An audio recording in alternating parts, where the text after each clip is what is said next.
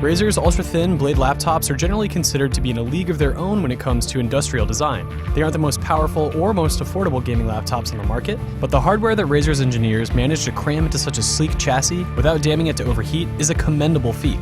The exterior looks nearly identical to past Blades, but why mess with a good thing?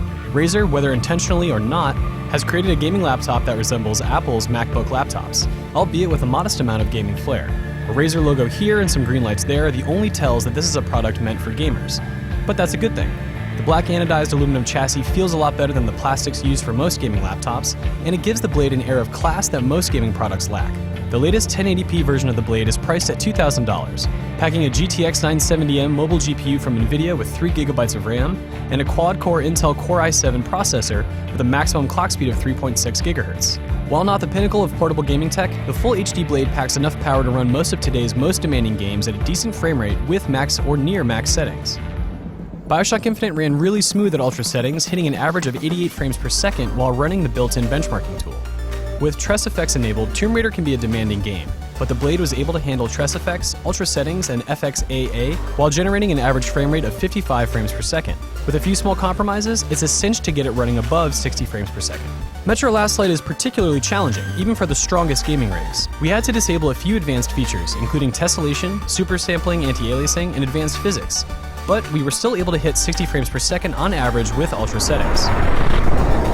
Battlefield 4 on ultra settings fared pretty well with 4x MSAA, averaging 55 frames per second during gameplay. While it's not a game, Unigine Heaven is a reliable benchmarking tool designed to push hardware to the limit. With ultra settings, including extreme tessellation, Razer's Blade fared quite well, averaging 34 frames per second during our test. The new 1080p Blade holds up really well under real-world conditions. While our current tests prove it to be a capable gaming machine today, the 3GB of GDDR5 VRAM will be the first weak link in the chain as PC games continue down the road of larger textures and graphical bells and whistles. What's worse, you aren't able to upgrade the 8GB of system RAM. 8GB is a good amount for now, but not being able to install RAM may prove to be a thorn in the side of some people down the road. Other manufacturers make it easy to swap RAM in and out of a laptop, but in order to keep the Blade thin, Razer had to solder its memory chips directly to its proprietary motherboard.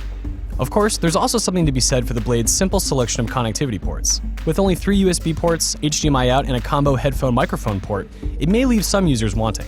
The lack of an Ethernet port is the biggest issue we faced, as it made downloading today's large games a longer process than it should have been. While it's got a good Wi-Fi radio, we eventually reached for an Ethernet to USB adapter. For such a thin laptop, the Blade's battery lasts a reasonable amount of time while it's untethered from an external power source. We were able to keep the Blade alive for nearly 4 hours while gaming. And if you're keen to use it for non-gaming activities with a slightly dim screen, expect that number to rise considerably as the Intel HD GPU that lies within the Core i7 CPU will draw far less power than the discrete NVIDIA GPU. With a 256GB SSD, the Blade can move a large amount of data with ease, but it doesn't necessarily hold a lot of data. A 512GB drive would alleviate some of the space constraints that occur when installing multiple games to the Blade.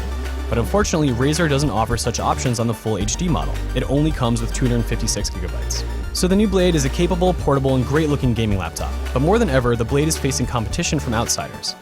As is usual with Razer's laptops, the decision to choose a Blade over something from the competition comes down to your appreciation for its high-quality chassis. If you choose the Blade with all of its limitations in mind, you won't be disappointed. It's not the cheapest option around, but it's not always about comparing specs and numbers when build quality is factored in. Here, the Blade is the slickest gaming laptop money can buy.